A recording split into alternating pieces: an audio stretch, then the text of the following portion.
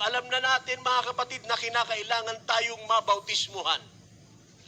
Ang sunod na tanong, paano tayo dapat bautismuhan?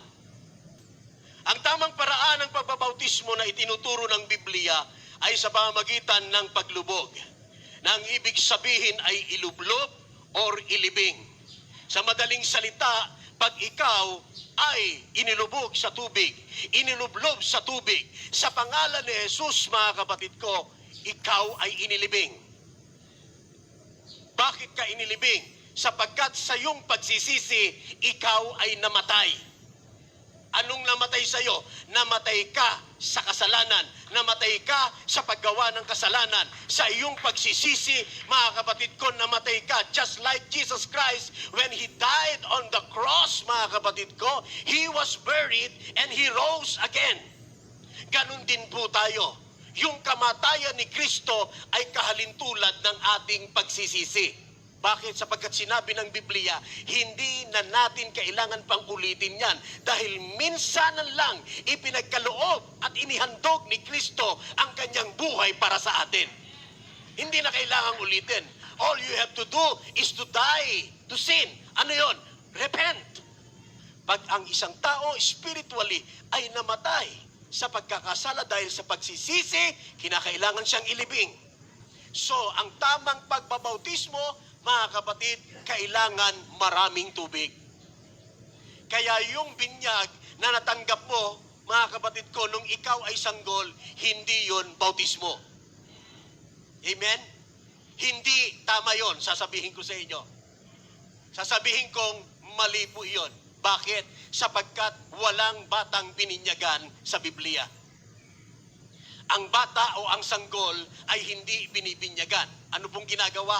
Iniaalay po sila, mga kapatid, sa ating Panginoon. Katulad ni Jesus Christ, nung siya'y 8 days pa lamang, dinala siya ni Maria at ni Jose sa templo. At meron po silang daladalang turtle dove bilang offering, kasama po ang dedication ng ating Panginoong Hesukristo.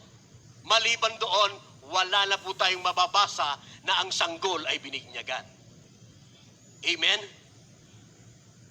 Kailan binibinyagan o binabautismuhan ang isang tao? Kapag alam niya na kung ano ang tama at mali.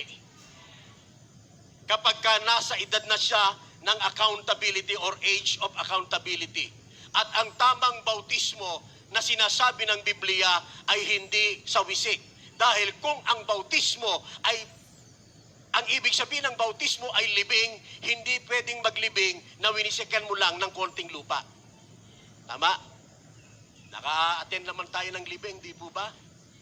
O, ano po yung pinaglilibingan? Gaano kalalim? 6 feet below the ground. Nakakita na ba kayo na inilibing, na winisikan ng konting lupa? Okay ka na, nalibing ka na. Walang ganon. Amen? Inilulubog talaga. Nilulubog sa lupa. Same is true spiritually sa bautismo, dahil tayo po'y namatay. When we repented of our sins, kailangan tayo po ay ilibing. Kailangan maraming tubig. Ang sabi po ng Bible sa verse 36, sinabi ng eunuko, narito ang tubig. Sa verse 38, lumusong si Felipe at ang eunuko sa tubig. Ibig sabihin ng lumusong, maraming tubig. Hindi ka naman pwedeng lumusong kapag isang tabo lang yung lulusungan mo eh. Di po ba? So lumusong sila. Now, sabi po sa John chapter 3 verse 23, nagbabautismo rin si Juan sa Enon sa malapit sa Salim. Bakit? Sapagkat dooy maraming tubig.